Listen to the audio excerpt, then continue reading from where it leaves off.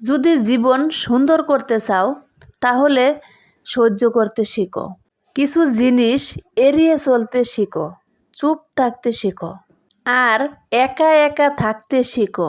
দেখবে কারোর প্রতি কখনো তোমার আর কোনো আশা নেই, তুমি অনেক ভালো আছো। আর কখনো কারোর আচরণ দেখে নিজের মানসিকতা নষ্ট করো না। মানুষ বদলে যায় ঠিকই, কিন্তু তুমি তোমার মতো শান্ত থাকতে শিখো। একটা কথা জানো কি, সব কিছুর জবাব দিতে হয় না, জবাব নীরবতার যথেষ্ট। সব সম্পর্ক ধরে রাখতে হয় না, কিন্তু কিছু সম্পর্ক ছেড়ে দিলে শান্তি আসে। চলে গেলে যেতে যাও, তাকে ধরে রেখো না, কারণ জোর করে কোনো মানুষকে কাছে রাখা যায় না। তাতে করে কি হয়, সে মানুষটা একদিন আরও দূরে চলে যায়। তাই একটা কাজ করতে পারো, নিজের মনের শান্তিকে অধিকার দিতে দাও, কারণ সেটা তোমার সত্যিকারের সম্পদ।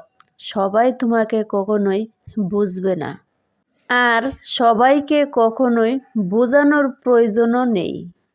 নিজের ভিতরের শক্তিটাকে খুঁজে বের করো, কারণ দুনিয়া তোমার দুর্বলতা নয়, তোমার ধৈর্যের পরীক্ষা করে। কখনো কখনো নীরব থাকাটাই সবচেয়ে বড় উত্তম কাজ, আর হাসি হচ্ছে সবচেয়ে সুন্দর প্রতিশোধ। যে মানুষ নিজের চুপ করে কষ্টটা সহ্য করতে জানে, সে মানুষ কখনোই প্রতিশোধ নিতে আসে না। সেই পৃথিবীর কাছে অপরাজয় ভালো থাকার জন্য।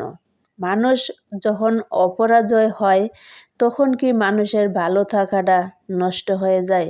কখনোই নষ্ট হয় না, কিন্তু কিছু কিছু মানুষের জন্য এমনটা হয়ে থাকে। একটা সময় কাউকে দরকার হয় না, শুধু দরকার হয় শান্ত একটা মন। কিছু সময় নিজের সাথে একা একা থাকা হাজারো মানুষ ভিড়ে থাকার চেয়ে অনেক বেশি শান্তি দেয়।